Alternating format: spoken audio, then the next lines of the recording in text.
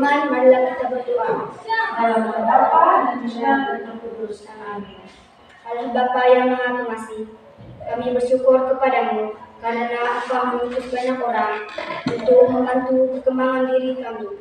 Kami juga bersyukur atas gereja Putra-Mu Yesus Kristus, sebab melalui gereja kami dibimbing untuk menjadi manusia paripurna serta tersedia terlibat di dalamnya. Amin.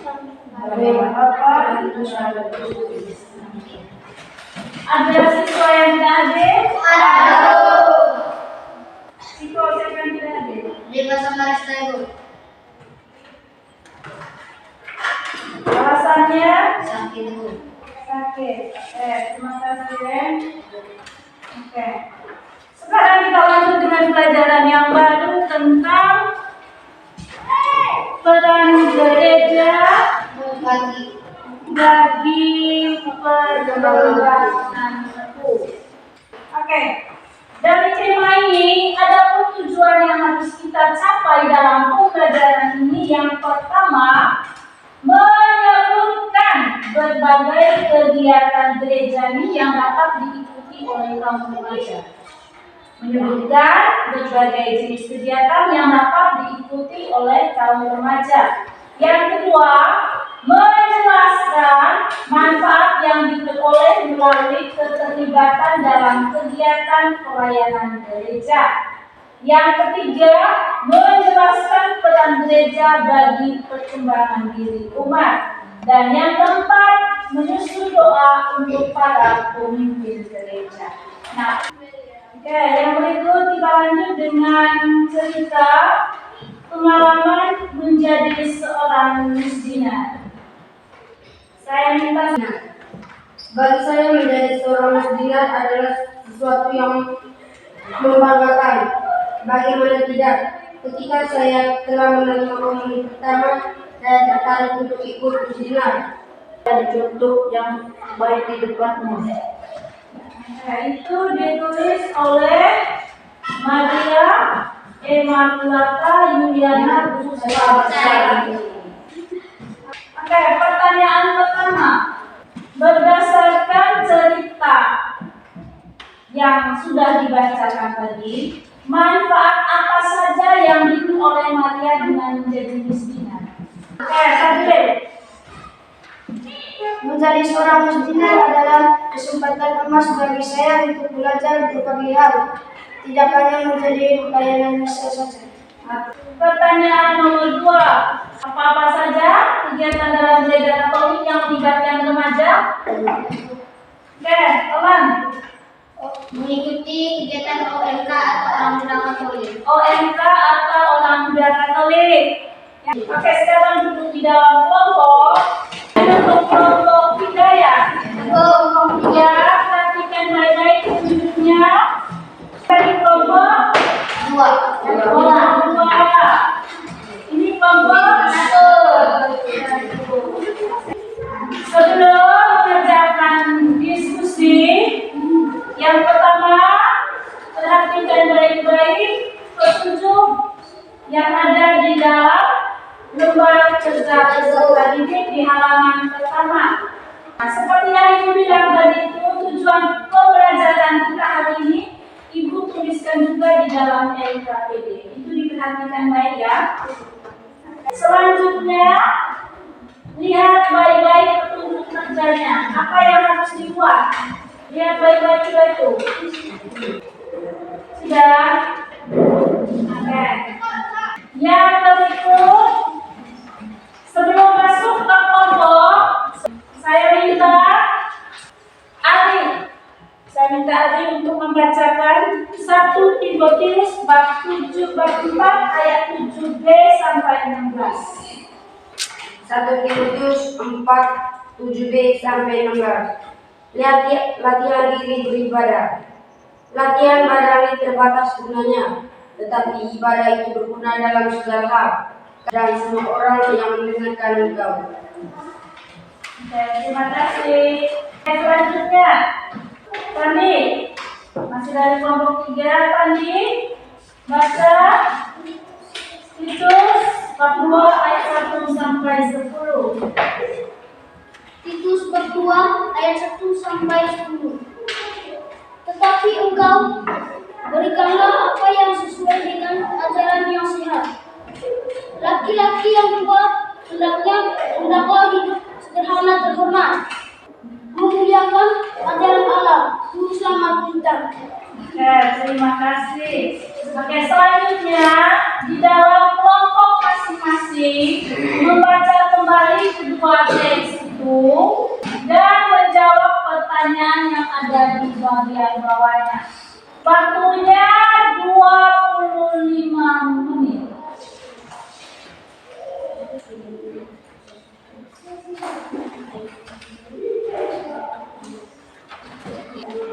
Baca kembali teksnya dulu, baca kembali.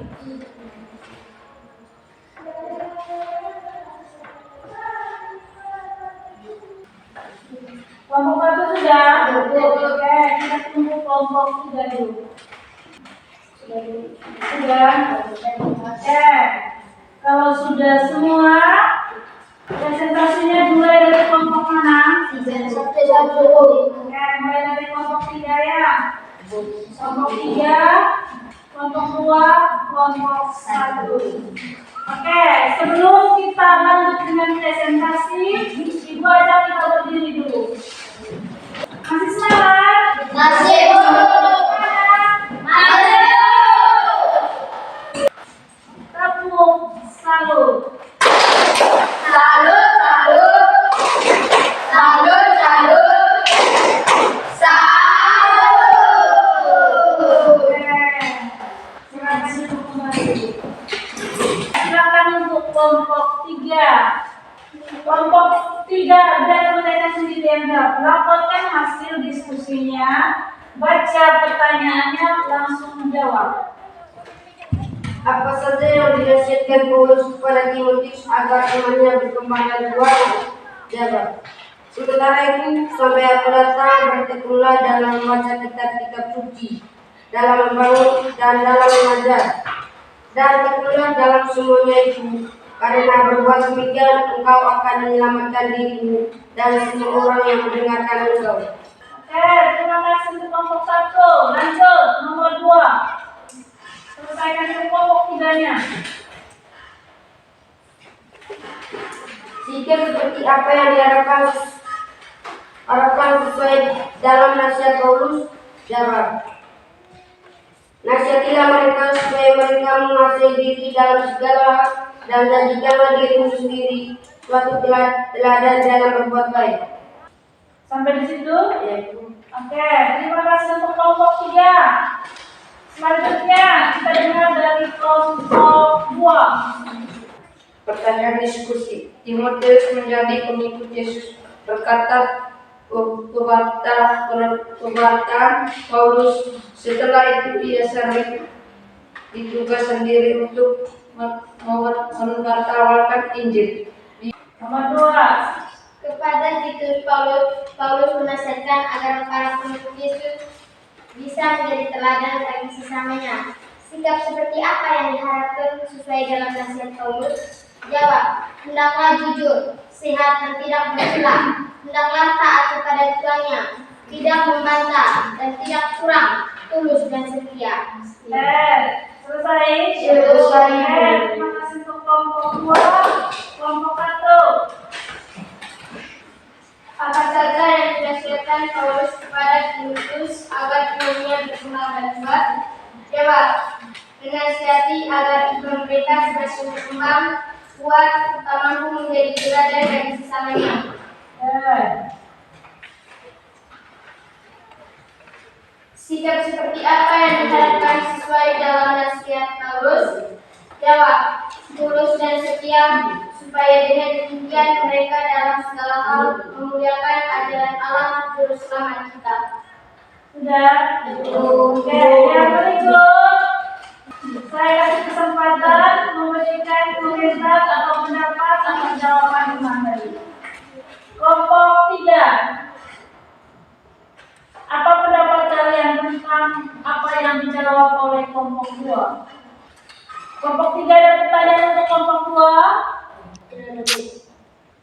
Kelompok 2 ada pertanyaan untuk kelompok 1?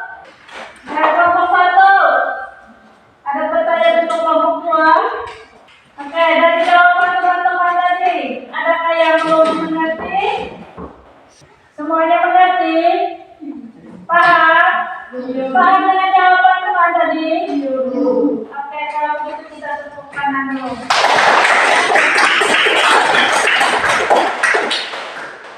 Nah, sekarang balik ke Ibu. Yang pertama, dalam suratnya kepada Timotius, Santo Paulus menasihati Timotius dan umat agar iman mereka itu semakin berkembang dan kuat serta mampu menjadi teladan bagi sesama. Oke, seperti yang kalian jawab. Agar iman tumbuh dan berkembang dan kuat dan juga mampu menjadi teladan bagi sesama. Itu ada beberapa hal yang kita lakukan. Yang pertama, melatih diri beribadah. Yang kedua, selaras perkataan dan perbuatan. Yang ketiga, penuh kasih, setia, hidup dalam kesucian dan rajin membaca kitab suci. Oke, yang berikut, semua kita ini dipanggil untuk menjadi pribadi yang mampu memberi pengaruh yang baik bagi sesama agar dapat membantu perkembangan hidup sesama menjadi lebih baik. Oke, dalam jawaban kalian tadi, Ibu masih ingat tadi bahwa kita harus menjadi teladan bagi orang lain. Kalau kita hendak menjadi teladan bagi orang lain, maka kita harus berbuat baik. Kalau kita berlaku bersikap hormat terhadap orang lain, maka kita itu menjadi teladan bagi orang lain.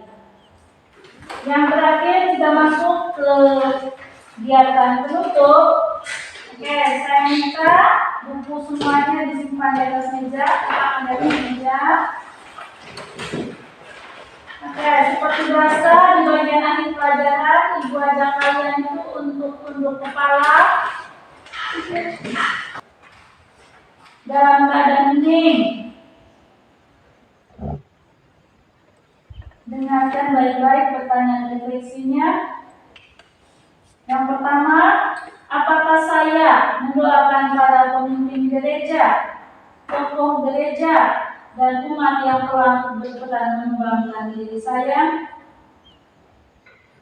Apakah saya sudah berusaha terlibat aktif dalam kegiatan gereja agar iman dan kepribadian saya makin berkembang? Apakah kehidupan iman saya dapat diteladani oleh teman-teman sehingga turut mengembangkan hidup mereka? Oke, refleksinya selesai. Diingat, direnungkan. Yang berikut yang menjadi tugas di rumah adalah menyusun doa bagi para pemimpin gereja. Apa tugasnya? Menyusun doa bagi para Oke, dengan demikian kegiatan pembelajaran kita hari ini sudah selesai. Mari kita tutup kegiatan pembelajaran dengan doa. Saya minta Ciko berdiri di depan, pimpin kita semua dalam doa. Baiklah teman-teman, mari kita berdoa. Tuhan, jadikanlah aku membawa damai. Bila terjadi kebencian, jadikanlah aku membawa cinta kasih. Bila terjadi penghinaan, jadikanlah aku membawa pengampunan. Bila terjadi perselisihan, jadikanlah aku membawa kerukunan. Bila terjadi kebimbangan, jadikanlah aku membawa kepastian. Tuhan, semoga aku lebih menghibur daripada dihibur, memahami daripada dipahami, mencintai daripada dicintai. Sebab dengan memberi aku menerima, dengan mengampuni aku diampuni, dengan mati suci aku bangkit lagi untuk hidup selama-lamanya. Amin.